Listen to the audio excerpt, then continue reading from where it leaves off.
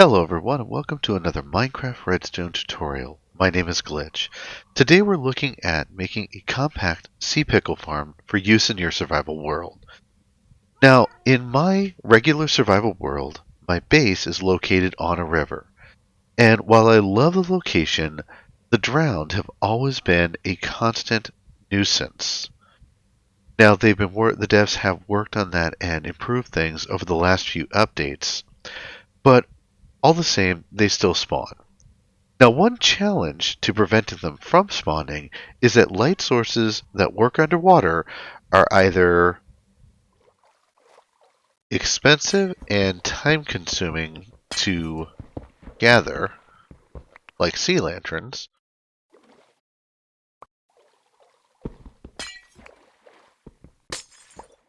or kind of ugly, like jack-o'-lanterns. Enter the sea pickle. Now, a cluster of 4 sea pickles will give off a light level of 15, which is enough to prevent hostile mobs from spawning. Now, one other advantage that comes with sea pickles is that because you can bone meal them and generate more sea pickles, they are a renewable resource. You would simply need to have either a composter farm or a skeleton farm to give you enough bone meal. But then you have that, you have the potential for an unlimited amount of these light producing blocks. Now, one of the challenges to farming sea pickles is that, like kelp, if you bone meal a sea pickle, it will turn the block that the sea pickles are in from a flowing stream to a water source block. And this totally destroys the item transportation system and makes it very difficult to get those pickles down to a collection system like a hopper. So, after a lot of trial and error, I came up with this design to help work around the problem.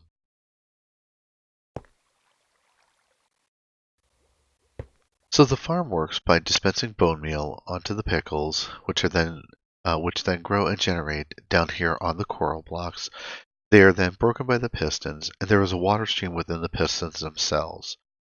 Now, I do need to point out that because this build is dependent on the mechanic of waterlogged redstone components, it is going to be a Bedrock exclusive design. Once they come down in the hopper, they're collected in the barrel. Here, and let's go ahead and give it a quick demonstration.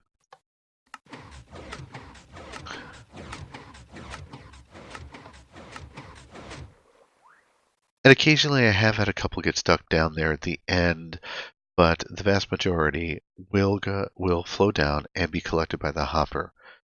Now, as far as rates go, I ran this farm for 5 minutes with a full dispenser of bone meal, and after 5 minutes, I received just around 6 stacks of pickles. Now that equals roughly 72 stacks of pickles in an hour, which is about 4,600 pickles. And since it takes 4 pickles to fully light up a block, you can light up around 1,100 blocks within an hour. Now, of course, there is the caveat that you would have to reload the dispenser multiple times within that. But that is basically how the farm works. And I know those numbers may sound like a touch of overkill, but this stretch of river in front of my base took just over 3 stacks of pickles to fully light up. Now you can imagine how many you would need if you were trying to prevent spawns at something much larger like a guardian farm. That being said, now that we've looked at the farm in action, let's move over to a creative world and dive into the build.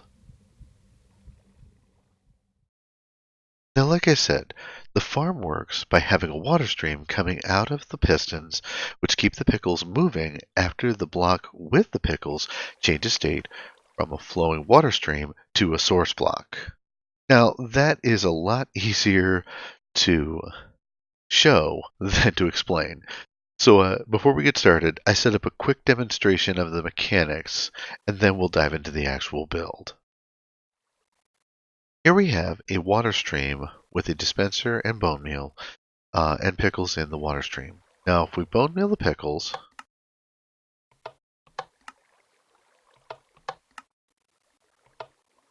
the water stream, as soon as those pickles generate, the water stream changes from a water stream to a flowing block. And you'll notice down here it's still flowing, but let's go ahead and do that once or twice more so that they generate down at the bottom.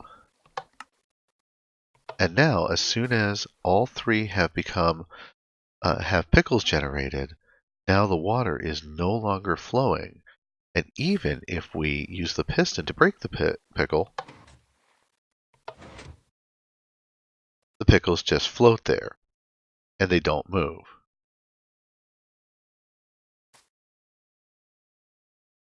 You can see that now the water is still a source block.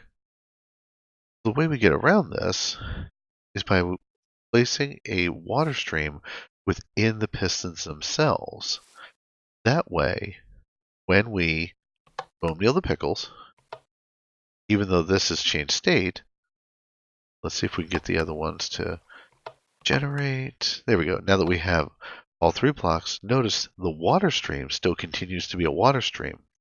And that is because the water stream is coming out of the pistons and continuing to flow, overcoming the water source block. And the water source block itself is within the piston instead of where the pickles are.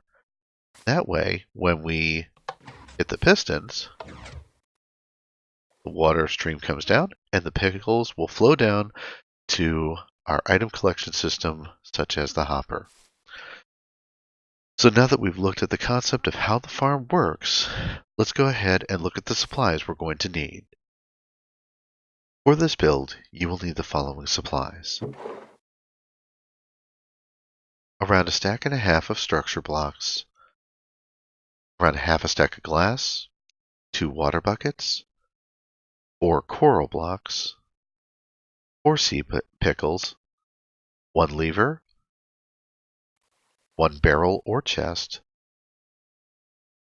3 hoppers, 1 dispenser, 3 regular pistons, a comparator, 3 repeaters, redstone dust, and an item to go into the hopper clock that we're going to use to run the pistons. Now, a couple of notes. Though 4 coral blocks is the minimum you will need for the farm, it is always wise to bring a couple of extra. That is because if you put the coral in the wrong place and there is no water touching it, it will die and it is unusable from that point forward. You also may want to bring along a silk touch pickaxe. That way, if the coral is put down in a place where you need to move it, coral blocks do require a silk touch pickaxe to move them without destroying them. Also, I mentioned we need 2 water buckets. You will actually need quite a few more. However, with 2 water buckets, you can set up an infinite water source. I don't need to do this here in the creative world, but it helped when I did it in survival. Lastly, you'll need your bone meal for filling up the dispenser to put onto the pickles.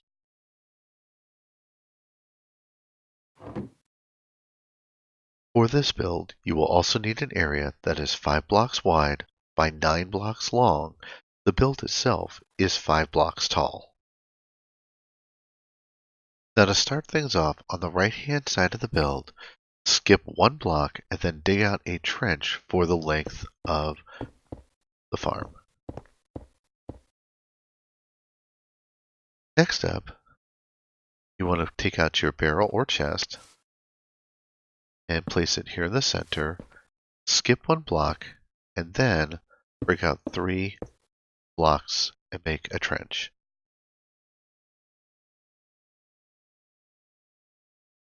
Now let's go ahead and place a row of blocks on either side of the trench. And also, let's go ahead and enclose the barrel. And we're going to go ahead and put glass here. We don't need it with the barrel, but it's nice to be able to see what's going on in the farm itself. The other thing being, if you're using a chest, the glass being a transparent block will allow you to open and close the chest. Next up, let's go ahead and take our hopper and we're going to crouch place that into the barrel, and also let's put blocks on either side of that. Now, take out your water buckets and put a water source on either end of the trench, and this should give you an infinite water source. Now the next part can be a little tricky in survival, but you want to take your coral blocks and place them down so that at least one face is touching the water. This will prevent them from dying. Let's go ahead and go 1, 2, and 3. Now that the coral is in, go ahead and place a piston on each of these blocks so that the face is pointing directly over the coral. And let's go ahead and place a block on either end of the piston line. Next up, we need to go around back and place a block on the back of each piston. And let's go ahead and we're going to place blocks along the edge of the farm here. You can use glass, however, I have had a little bit of trouble with the pistons breaking the pickles and then glitching through glass onto the floor beside the farm. So we'll go ahead and use blocks here. Go ahead and place one more block here, and then we're going to skip a block from the furthest coral block and place a block down here. Place a bucket of water in this little reservoir. And then you want to go ahead and place your last coral block over that water. And let's go ahead and enclose that. Now, before we cover things over, we're going to go ahead and place a bucket of water in each of the pistons. Do that by simply pointing your crosshairs at them, and then the water stream will come out. You'll notice they darken just a little bit, but now each one of the pistons has a water stream in it. Now let's go ahead and build up an additional layer of blocks and glass on the side. And we'll do this just for aesthetic purposes.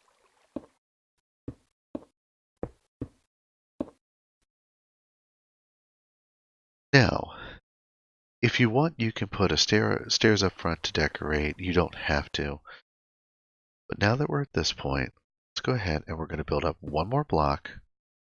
And then we need to place our dispenser so that the face is facing the pickles. Drop that down. And we're going to crouch place one more block on top of the dispenser.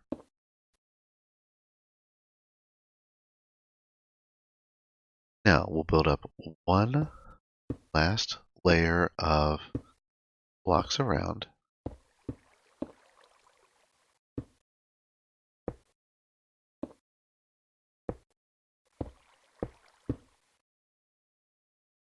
Okay. And then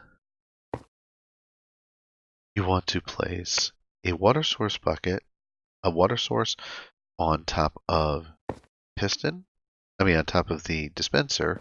Let's go ahead and crouch place that there. And then we're going to place one more on the block above the dispenser. And then I also find it useful to place one more block here. This will keep the pickles from flying out over the top. In my survival world, I used a sea lantern for aesthetic purposes. It's not required. I just thought it looked nice. Now let's go ahead and put our pickles in.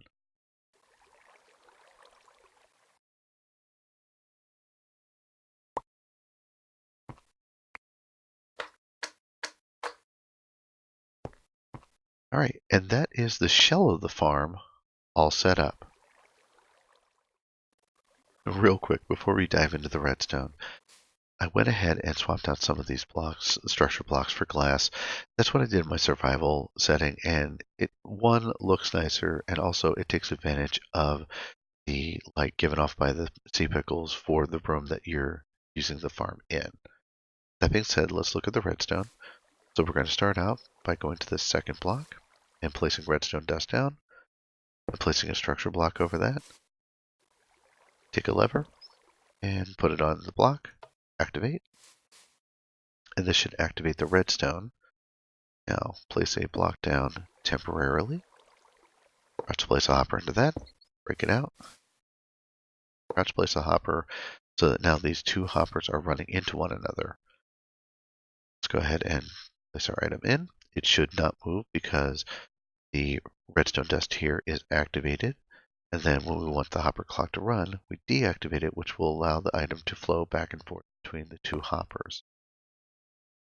Take a comparator, run it out of that, then a repeater out of that, come around back, and then we want to place 2 blocks down off the back of the dispenser block, place a redstone repeater into that, and then we're going to come to the other side, and from the back, skip 1 block, place a repeater down, set it to a full 4 ticks of delay, and then let's go ahead and we're going to build up this 1 block so that we can run a redstone line along these blocks, and just for aesthetic purposes, let's fill that in.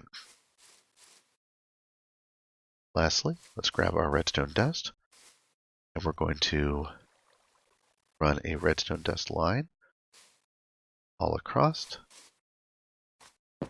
and up on these 3 blocks. And then go ahead and make sure nothing falls into your hopper clock and throws things off. I would recommend to go ahead and cover this over. You may want to also build up this so that you can easily get to your dispenser and refill it with bone meal. Speaking of which, last but not least, we simply need to add our bone meal into our dispenser. And because, as I said, I've had a little bit of trouble with blocks glitching through, let's go ahead and build up 1 layer of blocks and glass just to make sure that nothing comes out. And that is the farm all set up. Let's give it a quick test. So, activate our lever.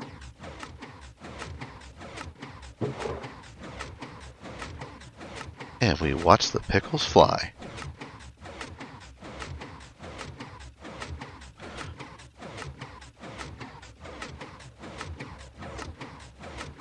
Well, sometimes the hopper will jam up a little bit, but as you can see, the pickles are starting to come in. So that is our automatic sea pickle farm, free to use in your survival world.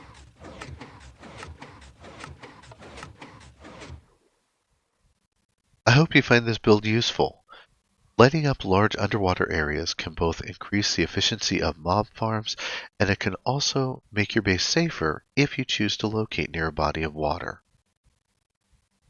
If you enjoyed this video, please consider giving it a like, and also consider subscribing if you want to see more content like this. My name is Glitch, and I will see you next time. Thanks for watching.